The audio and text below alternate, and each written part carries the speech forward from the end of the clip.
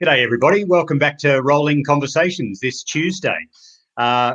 We've been having a ball with the conversations. We've had great support from a whole bunch of people out there in the community jumping on and being a part of it. So thank you for making a contribution and asking your questions and posting your comments and just being a part of this wonderful idea called Rolling Conversations. We're having a ball with you. Today's guest is a great of wheelchair basketball in the Australian terms, but also a representative at a Paralympics for South Africa as well, a part of the world champion team in wheelchair basketball in 2014, a board member at Wheelchair Sports New South Wales, a terrific bloke, and we welcome Nick Taylor. So welcome, Nick, to Rolling Conversations. Thanks, Mick. Nice to be here. Yeah. So we got a bunch of things we want to ask you about, and of course there'll be plenty of people online asking their questions as well. But to start things off, I wanted to ask you, I heard you describe a period of your life after you had an accident in 1998 where you were looking for ways to feel hopeful again. And there was a really terrific anecdote that you described when you were in hospital, looking for ways to feel, as I say, hopeful again, and thinking about dating and whether you'd ever have a partner again. And there was this, tell us that story of you being in the hospital and thinking, well, actually, there might be hope. Yeah, look, I suppose like anyone who's had a traumatic injury, I had a car accident when I was 18 years old, driving too fast and lost control of the car. And when you're in that situation, finding out that you're not going to walk again, paraplegic, things are pretty heavy at that time. And I guess I was sort of grappling with some of the bigger issues around, what my life was going to look like post-injury. And as an 18-year-old, obviously, dating and girls were a big part of my life at that stage. And I was thinking, who on earth is ever going to want to spend any time with me now? Like, I've kind of lost my identity as a basketball player when I was 18 years old. And I remember these wheelchair basketball players who played for the local basketball team, obviously found out that I had had an injury and was a basketball player, and came to the hospital to try and recruit me into wheelchair basketball. And we joked at the time about them being ambulance chasers, like, looking for someone to get onto the team. But in hindsight, I look back at that and I think I was lying in bed, confused and I suppose stressed about what my life was going to look like, thinking, who's ever going to want to go on a date with me? And then one of these guys rocks up driving his own car and looking completely independent. And out of the other side of the car hops this absolutely gorgeous blonde girl that's, coming to visit me in the hospital with him. And I'm thinking, holy crap, how's that possible? And that was that moment when the light bulb just went off and I was like, wow, okay, this guy's independent. He's obviously doing all right on the dating front. So maybe there's hope for me too. Yeah, that story. And so then on the back of that, then also interested, Wheelchair Sports New South Wales is all about changing lives through sport, and certainly then interested in the role of sport for you then. At some stage, you'll have come across wheelchair sport. How are you introduced to the sport of wheelchair basketball then from there? Yeah, look, it was integral from the beginning in terms of my rehabilitation journey. So sport was a huge part of my life before I had my injury. And I was already a part of a community of basketball players. And then automatically this wheelchair basketball community in South Africa just wrapped their arms around me. And that was kind of all the peer-to-peer kind of interactions and the support that I needed from the start to actually realize that there was hope, because I never knew anyone with a spinal cord injury or anyone with a disability in general. Never met anyone in a wheelchair or anything. So I had no idea what my life could look like after I had an injury. And then to have this wheelchair basketball community just welcome me with open arms and to connect with people, in a similar situation and be able to discuss all of these insecurities and things in a non-confrontational type of way, because obviously we had basketball in common and everyone was just, getting out there to compete and have a good time.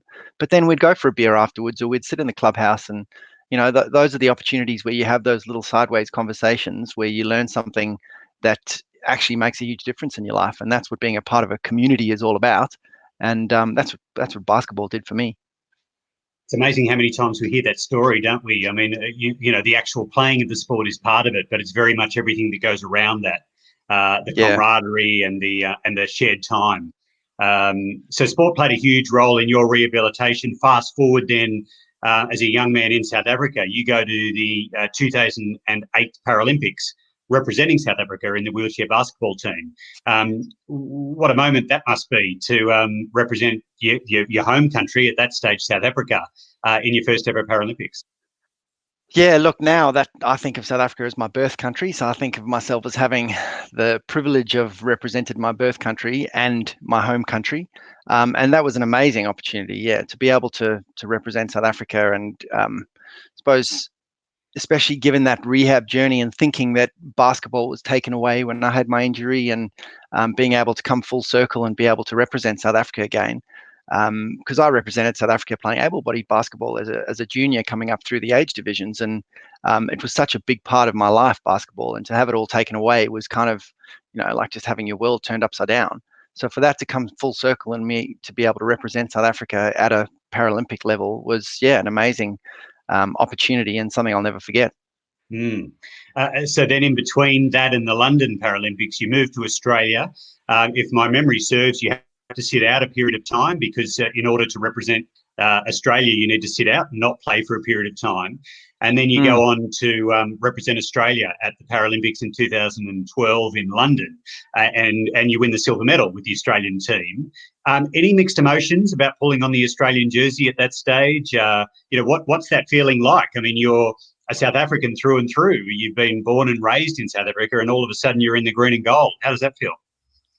Yeah, well, South Africa's green and gold too, so there were a little bit of familiarity, but no, it was tough. Particularly the first time that I played for the Australian team against the South African team, that was pretty tough for me. I guess the one thing that made it a little bit easier is that Australia is on a whole different level in terms of wheelchair basketball to South Africa. When we went to the Beijing Paralympics with the South African team, our goal was to win a game.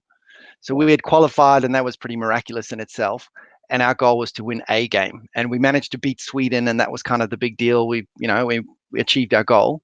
But Australia was on a whole different level. Like when Australia goes to Paralympics for wheelchair basketball, if they're not in the medal rounds, it's a complete disaster. And the goal is to win a gold medal. So for me, representing Australia was kind of the pinnacle of the sport. And I think while there was a bit of conflict early on around, being South African, growing up in South Africa, and then playing against South Africa, it really wasn't much of a contest when Australia played South Africa. So I didn't really need to feel too conflicted about helping Australia beat South Africa. That was going to happen either way. I just happened to be a part of the team. Hey, and a shout out to a bunch of people online, and the community is really enjoying it so far. And there's some good commentary on your beard as well. So you'd be happy to know that's been well received. Your ISO beard there. There we go. I see you don't have a Corona beard going, Mick. You haven't not so got on much. board? No, well, I need to keep things in balance, of course. So you, as I say, you win a silver medal with the Australians in the Paralympics. You then go in 2014 to win a world championship, which is the pinnacle, I imagine, alongside an Olympic gold medal. What does that feel like to be, to have your name amongst a team that are the world champions? Mick, I'll just take a step back there and correct you. We didn't really win a silver medal. In basketball, when you play for the gold medal, you lose the gold medal and you get the consolation prize. So it didn't feel that great at the time, but I can look back on it now and be proud of the achievement. But at the time, I was absolutely gutted to win a silver medal because that was a complete failure for us. But who rolled you in who won the gold? Canada did, and their greatest player of all time, possibly or arguably the greatest wheelchair basketballer of all time, Patrick Anderson, had the absolute game of his life, and he was supposed to be past his prime, and he just completely dominated the final to beat us. So yeah, it was, I guess, hats off to the better team on the day. And in reflection, I can be proud of what we did and what we achieved in terms of getting a silver medal, but I can't say we won a silver medal. It doesn't feel like that. The World Championships, on the other hand, yeah, that was pretty special. Being able to get to that last game and know that this is the pinnacle, everything you've worked so hard for the last 2 years since the Paralympics, because World Champs is in an alternate cycle to the Paralympics. So you go from the Paralympics to then getting to the next sort of thing you're peaking for is 2 years later at the World Champs, and to be able to come back and win that one was awesome. And who did you beat in the final for the World Champs? The Yanks. So that's a big thing for us to beat America, and just to be able to call yourself a world champion is pretty special, and to have achieved that with some guys that I'm good mates with on the Australian team was awesome. Yeah, it is cool. And were you all over the Australian anthem by that stage? No, no mistakes? Yeah, when I started playing wheelchair basketball here actually for the West Sydney Razorbacks was one of the teams I played for a few years, and out at Bankstown Basketball Stadium, they had the national anthem up on the wall, printed out, so I learnt it pretty good. Nice. Hey, so huge achievements, Nick, within the international wheelchair basketball arena, but you've also been a really integral part of the Wollongong Roller Hawks. So for those that might be listening and out there watching tonight wouldn't perhaps know, but plenty of people do, that the Wollongong Roller Hawks are the reigning national championships in the Wheelchair Basketball National League. And in fact, you've done the three-peat, so you've gone back to back to back. Interested, there's something in the water down there in Wollongong with regard to wheelchair basketball. What is it about the Wollongong Roller Hawks? I mean, what's so special about this team, this club, this community brings so much success?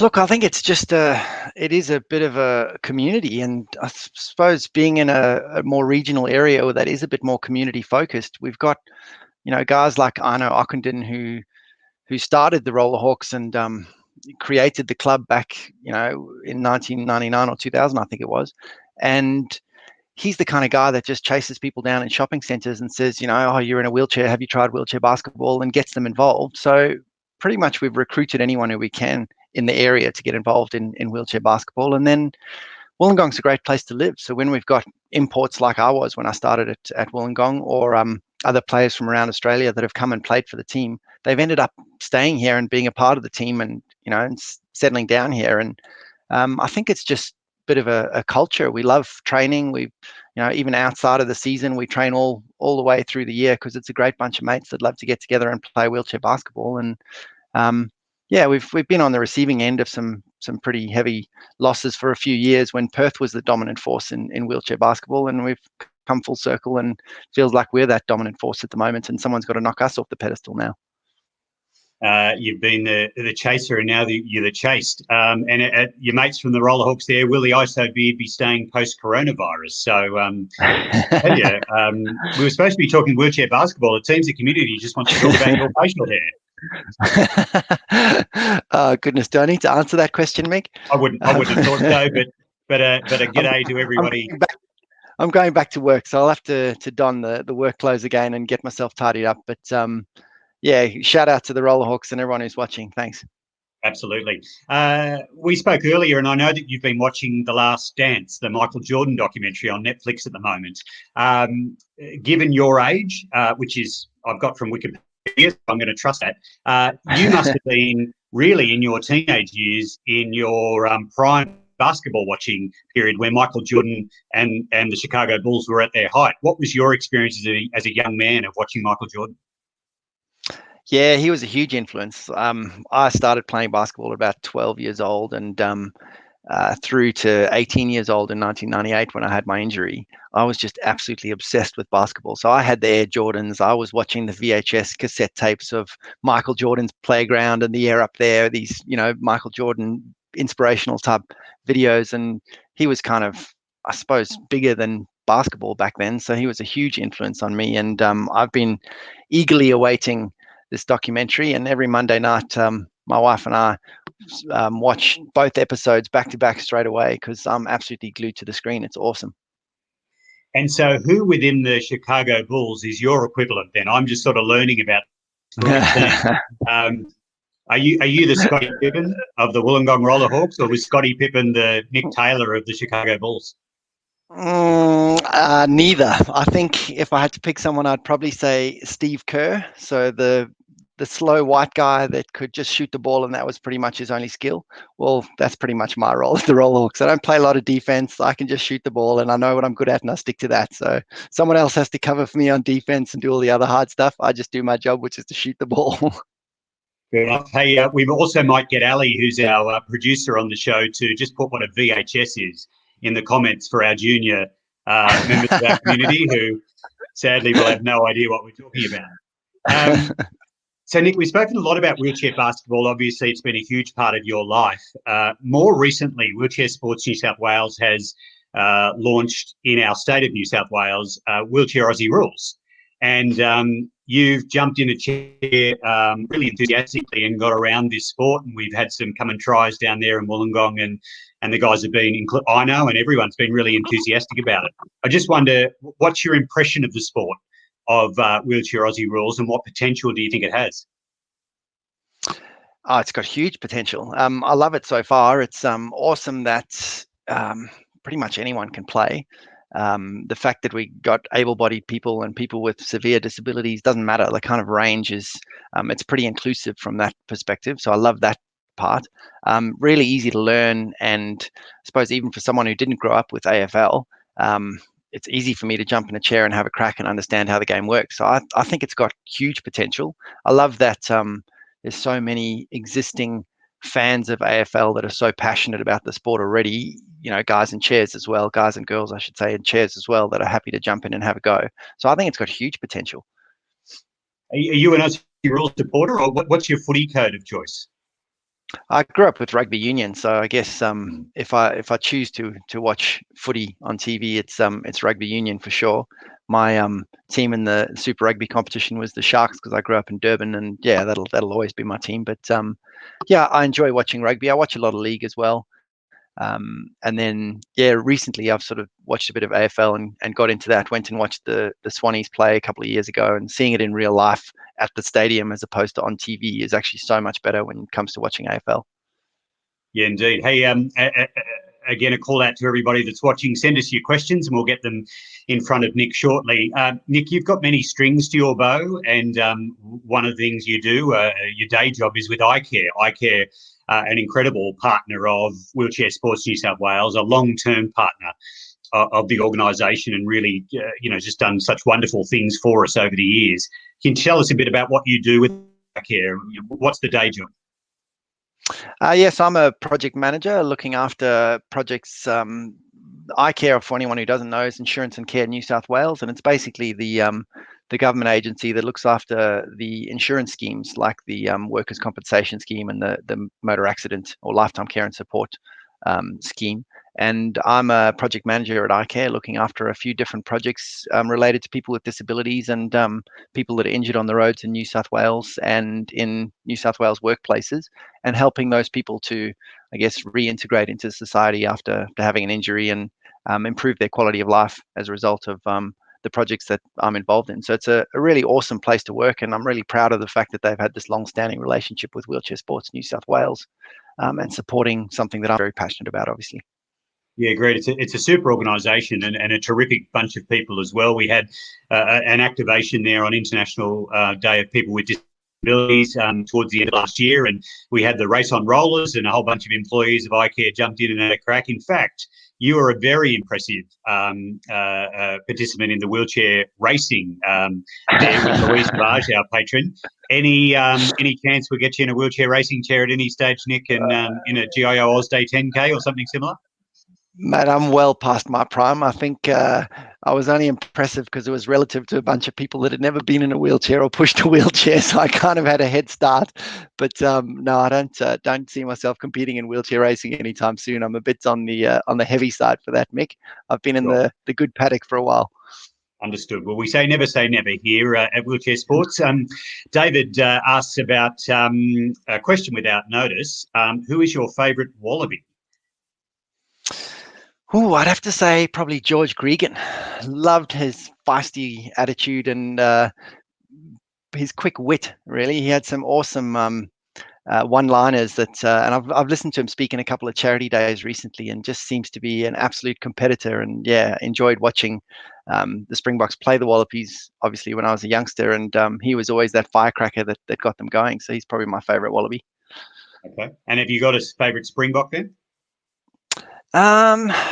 Oh, I've got a lot of favourites when it comes to the box, but probably someone like Butch James, who was in my era growing up, was the fly half that was just kind of the enforcer, and yeah, sort of loved his kind of defensive attitude and tackling prowess, and yeah, that was pretty awesome. And just so we're sure, when South Africa play Australia in rugby, who are you supporting? I am a Wallaby through and through. Are Once you? I pulled on that jersey, and I knew that my future and my life was here in Australia. I've married a good Aussie girl and have two boys that are born here in Australia. So this is my home and my future. And I feel like as an immigrant to Australia, I have a much greater appreciation than your average Aussie for just how good we've got it here in Australia. So I think yeah, I'm a pretty passionate Wallaby supporter now. Great. Hey, Todd asks, can you tell us a bit about the paragolfer and your involvement in golf? I sure can, Todd. So my, I suppose, retirement from wheelchair basketball left a bit of space or time in terms of my hobbies, and golf's been something that I've discovered as my sort of post-international wheelchair basketball sport, and I'm addicted to it now. Absolutely love golf. Get out whenever I can on the Paragolfer, which is a purpose-built stand-up wheelchair golf chair. It's kind of a hybrid between a golf cart and a wheelchair that stands you up in an upright position to be able to swing a golf club. And yeah, I've just absolutely loved the game of golf. It's such an awesome game to be able to challenge yourself, even if you don't play with, other people that you are being competitive with. You can still go out and just compete with your score from the last time you played, and add to that the fact that it's not restricted for me to playing with other people with disabilities. I can do that, but I can also play, I'm a member of Port Kembla Golf Club, and I can play with anyone, and just great way to meet new people and be a part of a different community. Where's your strength on a golf course then? Is it your long game, your short game? Where do you excel? Oh, look, it's probably pitching and chipping around the green. I'm not a great golfer, so I don't hit many greens in regulation. So I end up getting a lot of practice at the short game stuff, chipping around the green. So Jeff Adams has asked a question. You've got a super reliable shot. So we're talking about wheelchair basketball here, I Basketball, think, yeah. especially from the baseline. How much work have you put into your shooting over the years? Were you a natural shooter prior to your injury, and how do you adapt to from able-bodied to wheelchair basketball? That's a great question, Jeff. Thanks. Look, I grew up playing basketball, and I sort of learnt the technique around how to shoot the ball from a young age, sort of 12, 13 years old. I kind of really drilled that technique in. And there's not a lot of difference between shooting technique when it comes to able-bodied basketball and wheelchair basketball. You've still got all the same fundamentals around keeping your elbow in, and you follow through, and the way your shot actually flows. You just don't have obviously the legs and that elevation from the able-bodied game. So it wasn't a big transition. When I was, sitting down in rehab, I was chucking a ball around and sort of getting a feel for shooting sitting down. And yes, it's difficult to initially to get the ball as high as you need to shoot the ball as high as you need to because you're sitting down, but the fundamentals are all there. So I spent years and years, Jeff, to answer your question, years and years really drilling in that shooting technique as a youngster, and was just fortunate that transferred to wheelchair basketball pretty well. So it's something that I think is just ingrained over many, many years. And yeah, it's just been an asset for me in the wheelchair basketball game as well. Nice. So we've spoken about wheelchair basketball, obviously wheelchair Aussie rules and golf. Ian asked, what other sports do you enjoy? I mean, in all your spare time, when you're not doing any of those, is there any other sports that tickle your fancy? And particularly, I suppose, as a dad, are there any sports that you might enjoy with the boys? I'm pretty much just a general sports lover, Mick. So I think pretty much any sport that my boys want to get into, as long as it's not swimming and having to wake up at 5 o'clock in the morning to take them to swimming training, I'm more than happy to support them getting into any sport. For me, I've had a crack at wheelchair tennis. Enjoy playing, but wasn't particularly agile, holding a tennis racket and pushing a chair at the same time. So didn't do particularly well in tennis. And I'm a super competitive person, so if I'm not going to be good at it, chances are I'm probably not going to keep going. But yeah, any sports really. I'm encouraging my youngsters to get involved now in surfing, in basketball, in golf, obviously the things that I enjoy, but also in soccer, in AFL or anything else that they want to try, just because we're a sporting family, and both my wife Sonia and I absolutely love sport. Hmm. Uh, So Jared's asked a good question here, and it brings up the topic of Sargood. So for those that aren't familiar, Sargood's the world's first purpose-built resort on the beach there at Collaroy for people with spinal cord injuries. And Nick, you're heavily involved in Sargood, just another thing you do, in your spare time. Interested, and Jared, thank you for the question. The role that you play in Sargood, and perhaps you could tell us a little bit more about this extraordinary facility there at Collaroy. Yeah, I would love to. So I've played a couple of roles with Sargood. I've been an ambassador for the Sargood Foundation for many years now, but more recently I've spent the last 3 or 4 years on the board of the Sargood Centre.